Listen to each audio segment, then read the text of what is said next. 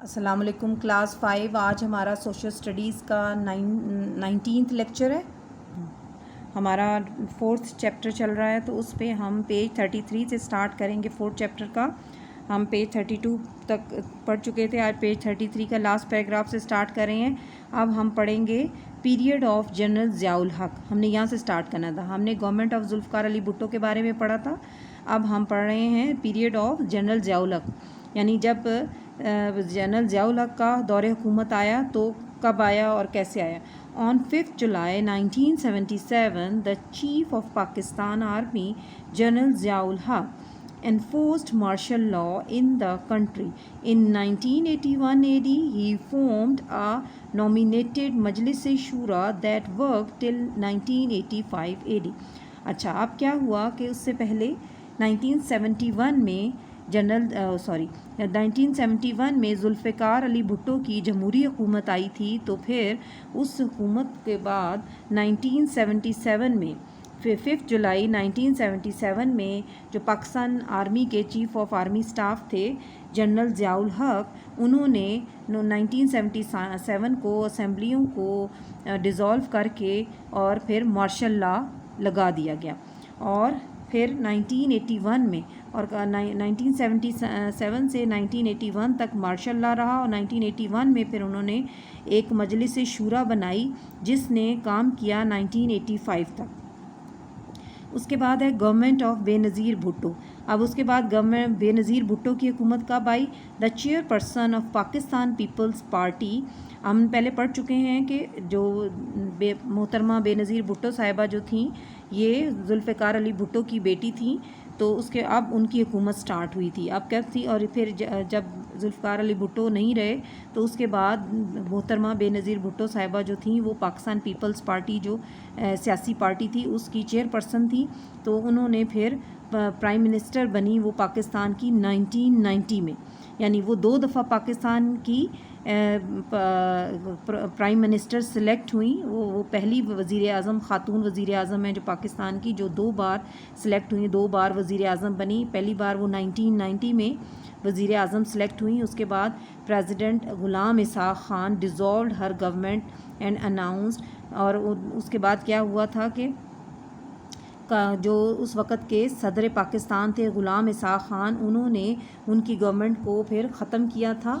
Next کو پھر انہوں نے ڈیزالو کیا تھا جنرل نہیں، غلام اسحاق خان نے جو اس وقت کے پریزیڈنٹ تھے، اور انہوں نے پھر دوبارہ الیکشنز کروانے کا اعلان کیا. اور پھر ان الیکشنز میں 1993 میں یہ الیکشنز ہوئے اور 1993 میں بے نظیر بھٹو واز ری الیکٹڈ.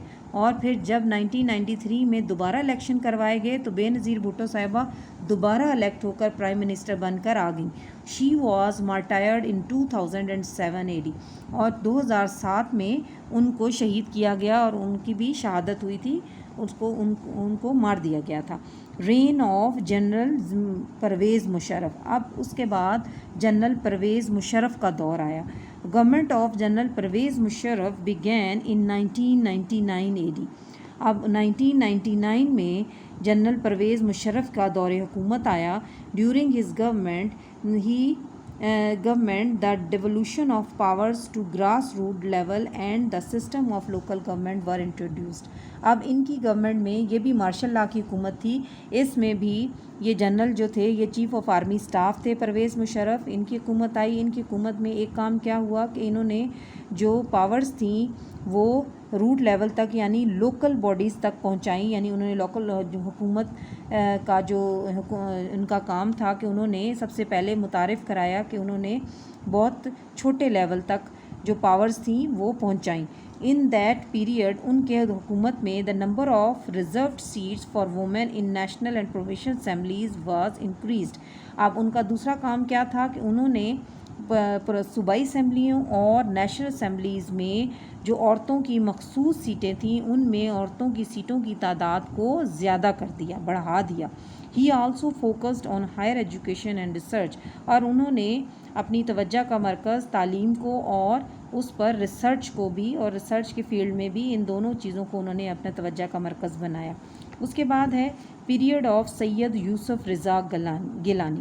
اچھا، اس کے بعد سید یوسف رضا گیلانی جو تھے وہ پاکستان کے وزیر اعظم تھے اور ان کا دور حکومت آیا آفٹر دا الیکشنز آف 2008 کے الیکشنز کے بعد جو Syed Yousaf Raza Gilani from Pakistan Peoples Party was elected the prime minister of Pakistan.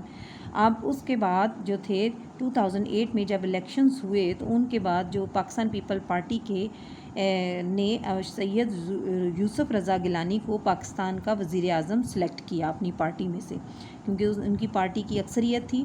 During his period 18th constitution amendment was passed and the provinces got more powers. ان کی پارٹی کا جو ایک بہت جو ان کے دور حکومت میں جو ایک کام انہوں نے کیا وہ یہ تھا کہ ان کی حکومت میں 18ویں ترمیم جو تھی وہ آئین میں اس کو منظور کیا گیا، بھاری اکثریت سے وہ پاس ہوئی، اور اس کا 18ویں ترمیم جو تھی اس میں یہ تھا کہ جو صوبے تھے ان کو زیادہ پاور دی گئی تھیں، تو ان کے پاس پھر زیادہ پاورز آ گئیں اور وہ خود مختار ہو گئے، صوبے اپنے فیصلوں میں خود مختار ہوئے اس 18 امینڈمنٹ کی وجہ سے، 18ویں ترمیم کی وجہ سے. دا گورنمنٹ آف میاں محمد نواز شریف. اب اس کے بعد میاں محمد نواز شریف کی دور حکومت آیا جو کہ مسلم لیگ نون کے صدر تھے.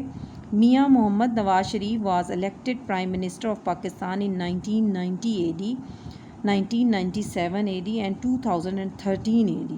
یعنی میاں محمد نواز شریف جو تھے یہ پاکستان کے 3 بار پرائم منسٹر رہے، 1990 میں، 1997 1997 میں اور پھر 2013 میں ان کا دور حکومت آیا. Important achievements. اب ان کے دور حکومت کی جو خاص اچیومنٹس ہیں کہ ان کے دور حکومت میں جو کام انہوں نے کیے وہ تھے کہ ان کے during the period of his government ان کے دور حکومت میں are the construction of motorways, کہ موٹر ویز کی تعمیر ہوئیں، nuclear test and projects of Pak China economic corridor. یعنی نیوکلیئر ٹیسٹ یعنی انہوں نے ایٹمی ٹیسٹ کیے اور ایٹمی دھماکہ کیا اور دنیا کو بتایا کہ پاکستان ایک ایٹمی پاور ہے.